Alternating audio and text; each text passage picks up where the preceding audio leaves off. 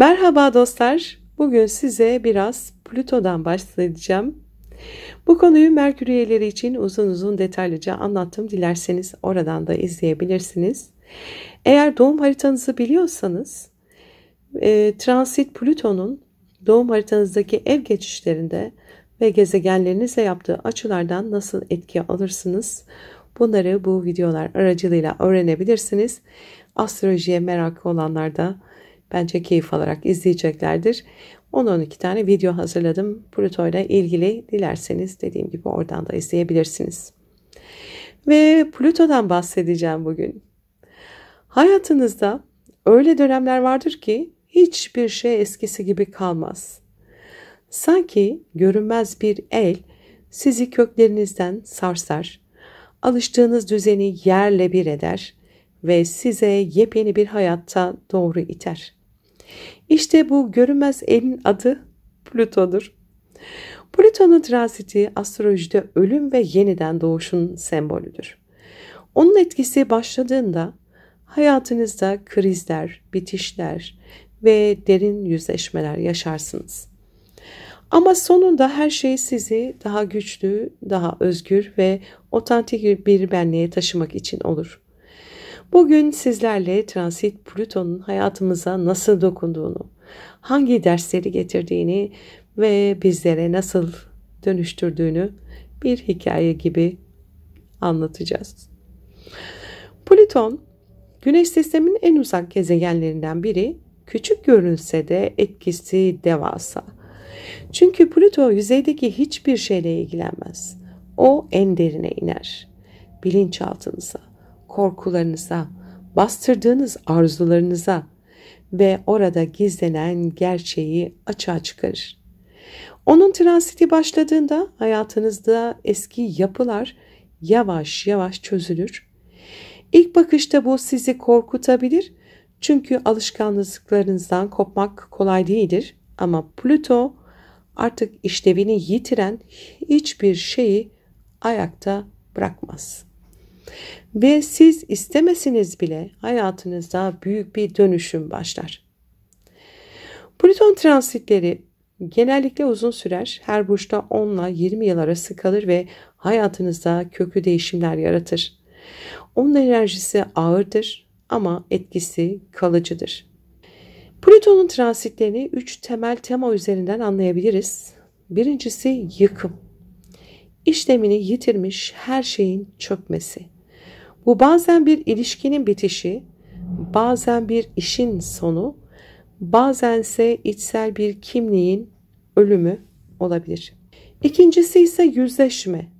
Bilinçaltınızdaki gölgeler açığa çıkar. Korkularınız, kıskançlıklarınız, güç arzularınız.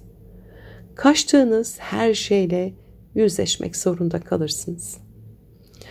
Üçüncüsü yeniden doğuş. Krizlerin ardından yepyeni bir benlik inşa edersiniz. Artık daha güçlü, daha bilinçli ve daha otantik bir siz vardır. İşte bu yüzden Plüto transitleri hem zorlayıcı hem de mucizevi bir süreçtir. Şimdi gelin Plüton'un diğer gezegenlerle yaptığı açılarda bahsedelim. Eğer Plüto Güneş ile temas ediyorsa, yani doğum haritanızdaki Güneş'ten bahsediyorum, hayatınızın merkezini dönüştürür. Kim olduğunuzu, nasıl parladığınızı sorgularsınız. Eski kimlikleriniz çöker, yeni bir benlik doğar. Plüto ay temasları duygusal dünyanızı alt üst eder. Aile bağlarınız, güvenlik anlayışınız, bilinçaltınız derin bir dönüşüm yaşar. Gözyaşları dökülebilir ama sonunda kalbiniz daha güçlü atmaya başlar. Plüton'un Merkür'le temasları zihninizi değiştirir. Düşünce biçiminiz, iletişim tarzınız, öğrenme şekliniz köklü bir dönüşümden geçer. Sözleriniz artık daha derin ve daha etkileyicidir.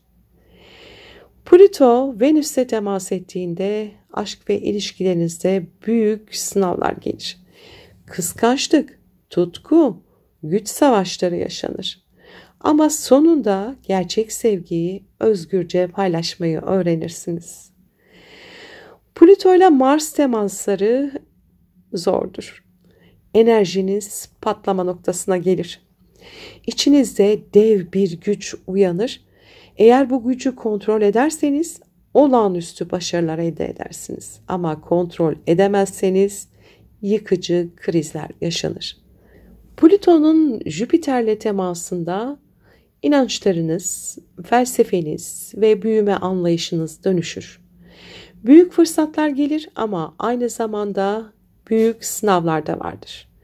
Egonuzun değil, ruhunuzun büyümesine çağrılırsınız çünkü. Plüton'un Satürn'e temasları da gerçekten zordur.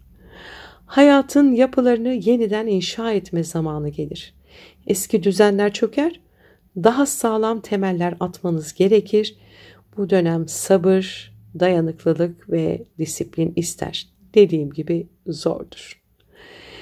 Plüton'un Uranüs'le teması ani değişimler ve beklenmedik kopuşlar getirebilir. Özgürlük arzunuzla eski düzeniniz çatışır. Sarsıntılar büyüktür ama sonunda zincirleriniz kırılır. Plüton'un doğum haritanızdaki Neptün'le temasında hayalleriniz, inançlarınız ve ruhsal dünyanız dönüşür. Yanılsamalar çözülür. Gerçekler açığa çıkar.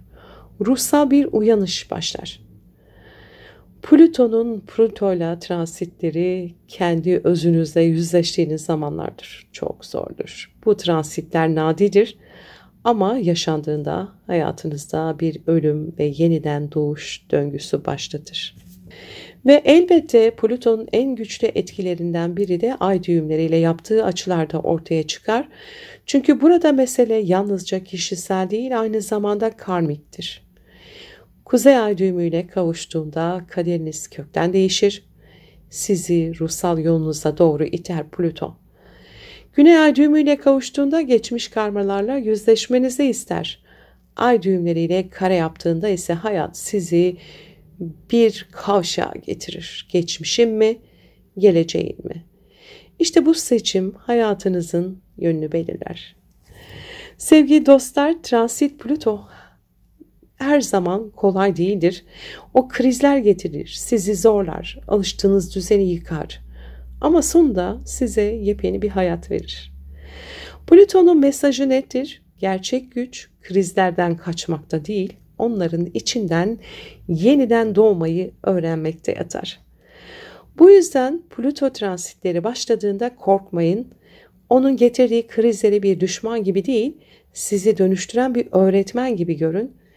Çünkü o sizi özünüze, gerçek benliğinize ve ruhunuzun gücüne yaklaştırmak için gelir. Farkındalıkla ve sevgiyle kalın.